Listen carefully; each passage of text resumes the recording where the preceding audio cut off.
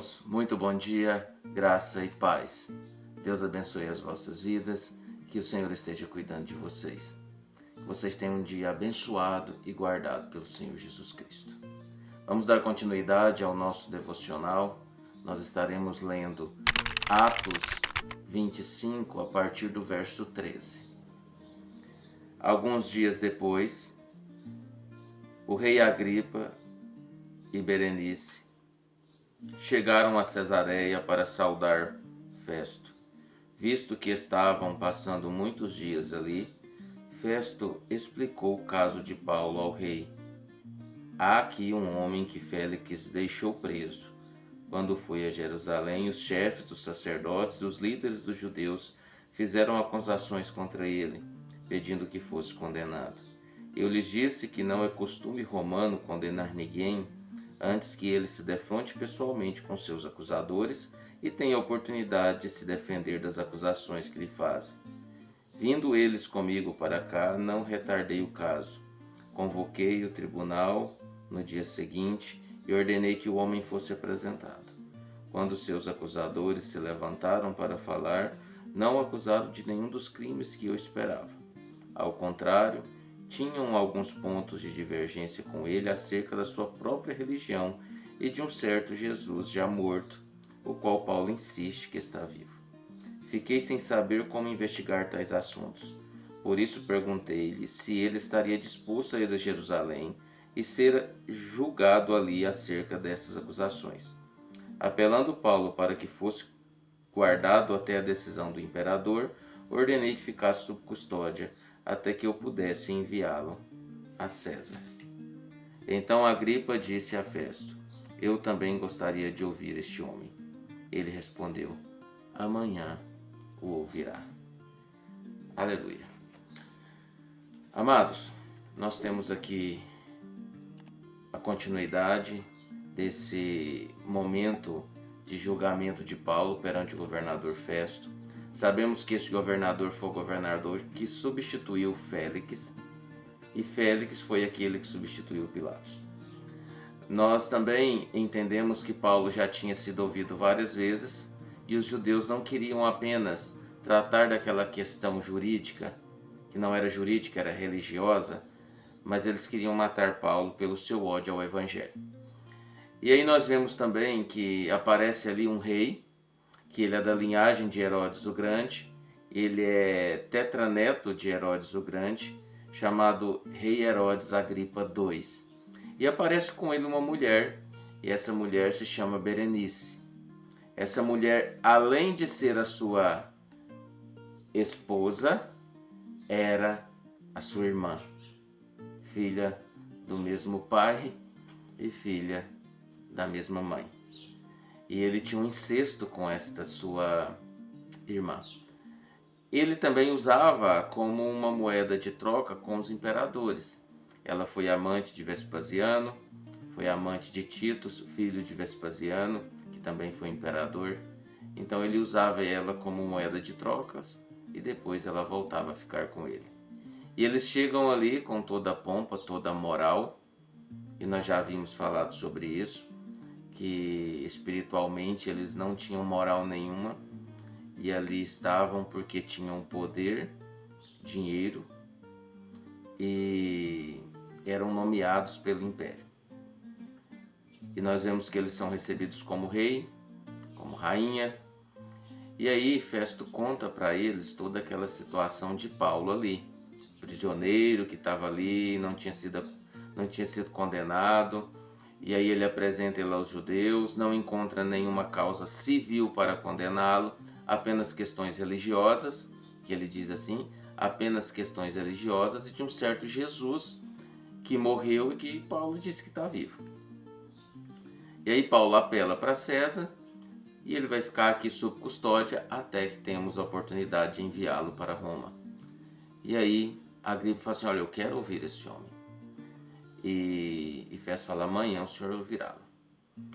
Meus irmãos, eu não vou deter muito aqui sobre a questão destes homens que moralmente eles estavam sujos, mas devido ao poder e o dinheiro, eles que julgavam. Essa é a realidade do mundo e nós vemos isso acontecendo em várias ocasiões dos poderes legislativo, executivo, judiciário, e outros demais poderes, aonde existem muitas pessoas que não têm padrão moral nenhum se nós colocarmos perante a moralidade a santificação que Deus exigia do líder lá na época bíblica, eles estariam em dificuldades, mas eles estão aí no poder.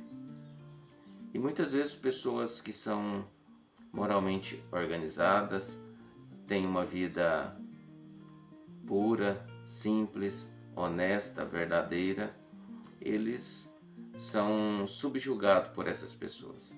Isso sempre vai acontecer no mundo, acontece, aqui nós vemos esse caso e continua acontecendo, e essa situação só será resolvida quando Cristo voltar. Quando Cristo tratar de todas as injustiças e tratar do pecado. Mas eu quero atentar para os irmãos aqui nessa devocional sobre aquilo que Festo fala, que o problema entre os judeus e Paulo estava relacionado não a questões civis, mas a uma questão, pequenos detalhes religiosos e de um certo Jesus que havia morrido e Paulo dizia que estava vivo. Meus irmãos, se os problemas deles fossem apenas religiosos, estava tudo tranquilo, tinha muita coisa que era secundário e poderia ser resolvido. Agora, quando se trata da ressurreição de Cristo, é a nossa espinha dorsal de fé. Nós não temos como viver um evangelho se nós não cremos que Jesus morreu na cruz e que ele ressuscitou ao terceiro dia e que ele está vivo à direita do Pai. Se nós não cremos nisso, não há evangelho, não há cristianismo. Então nós precisamos entender que o que Festo falou que era apenas pequenas discordâncias, não.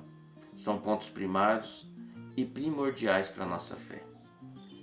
Se eu tenho um problema com o irmão em Cristo, apenas por uma questão escatológica, uma questão de como será a vinda de Jesus, ou quando isso vai acontecer, ou uma outra questão relacionada à liturgia de um culto, tá tudo bem. Nós podemos resolver isso com tranquilidade ou até mesmo aceitar a posição do outro irmão. Agora, quando nós lidamos com questões sobre a morte e ressurreição de Cristo e a questão de Jesus estar vivo hoje e vivo pela eternidade, se a pessoa que está ali naquele embate não acredita e não aceita, ele não tem a mesma fé que você. Você não deve considerá-lo como um irmão em Cristo. Nós só somos irmãos em Cristo porque temos a mesma fé e cremos no mesmo processo, que é Jesus morrendo na cruz, ressuscitando e estando vivo para nos dar vida. Todos os outros que ressuscitaram, como Lázaro, o filho da viúva de Naim, sobre aqueles que ressuscitaram quando Jesus morre, que é relatado em Mateus, eles voltaram a morrer. Jesus está vivo. E Ele está vivo para nos dar eternidade. Se você quer ter uma vida eterna, gozar de paz eterna e ser salvo, você só consegue isso crendo que Jesus morreu, que Jesus ressuscitou, que Jesus está vivo, que Ele é o seu Salvador e que Ele é o seu Senhor. Porque Ele mesmo diz: eu sou o caminho, a verdade e a vida. Ninguém vai chegar ao Pai se não passar por mim. Portanto, creia nisso e espere nisso. Que Deus te abençoe, você tenha um ótimo dia, no nome santo de Jesus Cristo. Oremos. Pai, em nome de Jesus, bendito é o Senhor, santo é o Senhor, grande é o Senhor, poderoso é o Senhor. Ninguém é mais poderoso que o Senhor. Ninguém pode dizer que tem mais poder do que o Senhor, porque só o Senhor pode resolver problemas que o ser humano não consegue. Só o Senhor pode dar cabo de questões que o ser humano não consegue. Sistema nenhum consegue, mas o Senhor consegue, porque o Senhor tem todo o poder e o Senhor criou todas as coisas. Confiamos no Teu poder, confiamos no Senhor e confiamos na Tua graça. Eu entrego os enfermos nas Tuas mãos. peço ao Senhor que os cure. Entrego nas tuas mãos todos aqueles que estão passando por situações de debilidades, que o Senhor os liberte. No nome santo de Jesus Cristo. Amém. Meus irmãos, um abraço fraterno para todos e tenham um excelente dia no nome santo de Jesus Cristo.